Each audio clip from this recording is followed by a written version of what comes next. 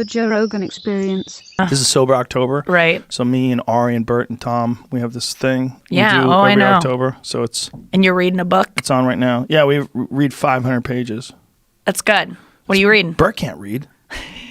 Bert sitting down with a book. He's not reading. Is so hilarious. I don't to believe me. it. It's on the honor system, so I think he's probably going to throw an audiobook on and just lie.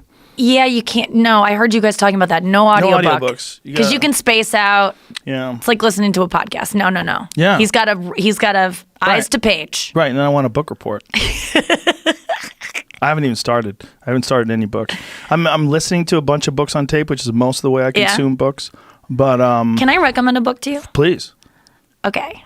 Get ready. I'm ready. It's called Cupid's Poisoned Arrow. Ooh.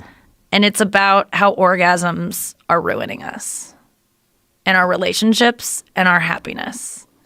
And it talks about how I'm all for this right now. And it's a wild concept. And I've only read three chapters of this book. So I don't have all the information. But what I do know is that orgasms are this rush of like blood to whatever. Your limbic system is all fired up when you have an orgasm. And everything we do in our lives to like have stability and,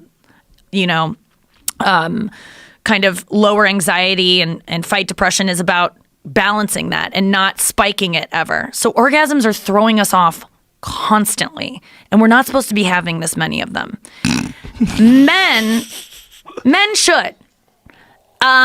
Here's the thing, though, about men and orgasms is that they want to run right after they come.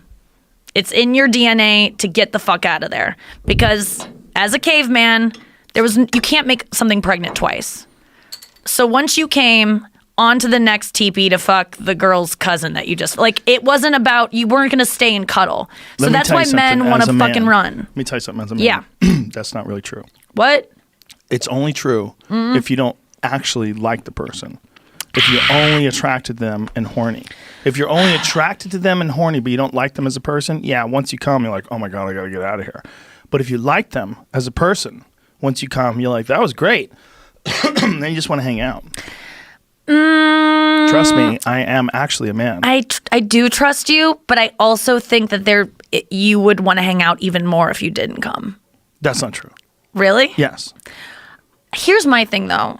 I've had a lot of instances. This book spoke to me because I cannot trace what happens between a guy liking me and slow fading me than to an orgasm. You're an intense person. Okay. And you're very smart. You're also very ambitious.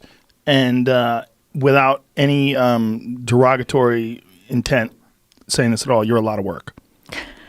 But it doesn't mean you're bad. It just means you're a powerful person. You got a lot going on. Yeah. You're intense. Yeah. You're thinking all the time.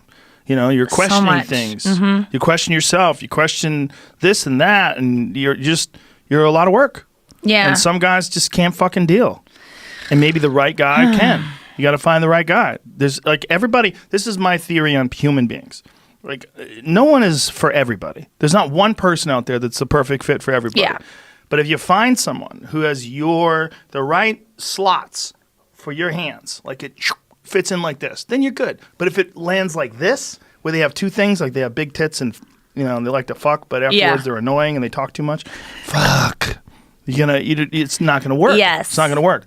But the problem is men are horny all the time. They're attracted to women, right? And then sometimes that horniness and that attractiveness, you get confused and think you actually like the person. And it seems like you're a liar, but you're not a liar. At the time, before you come, you're being earnest. But then once you spooge, you're like, I got to get the fuck out of here. This is just yappy, yap, nonsense talk. I got to get the fuck away. Yeah. And then That's what I feel. Right, but you're meeting the wrong people. Some people would be perfect with the way so you talk about stuff. fun and funny. Yes. Like that's the thing. I'm like, what changed between us hanging out? You liked me, and then I sucked your dick, and now you don't watch my Instagram stories anymore. Okay, you can't ask someone to watch your Instagram stories. No, I'm not actually asking that, but it's like that's an indication if someone likes you. Why?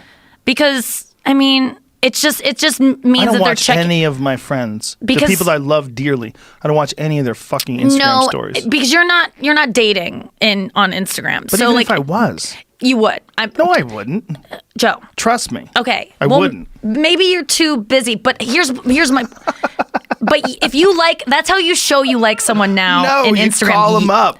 Okay, I You would call love. people. Yeah. You hang out with them. You're nice to them when you see them. I don't want to watch you fucking eat cake on Instagram and watch your fucking boomerangs with a fork full of cake. Yeah, you're I'm right. so not interested in that. I'm busy. I Yeah. got shit to do. And time is super valuable for me. I'm not watching anybody's fucking Instagram Okay. stories. No one. When I watch them. If I Well, watch it, it's an accident. That's how I know when someone likes me. If Oh, a well. guy's face keeps popping up underneath my story, and I'm like, "Oh my god, he's watching my stuff Is constantly." that how it works? I didn't even know that And a someone lot of can times tell you're- that someone's watched your Instagram stories. Yeah, so you can flip up on them and see who's watching. And I'll speak to your While point. they're Like watching a or lot of have times watched them? have watched them. And now if a lot of times a guy will be too busy, or I'll be too busy, but I need to let this guy know that I like him. So I'll just flip through him very quick. I won't even watch him, but I my want God. my face to pop up so he knows I'm interested. It's just a way to be like, "Hey, I'm into you," and it's just a way to indicate. Now, it's happened to me with a couple guys that I've really liked that they're interested, and then after we hook up, no more. And it's not because I wasn't good at what I was doing. I really don't think it's that. Or like, Why do you have an idea of what it was without asking?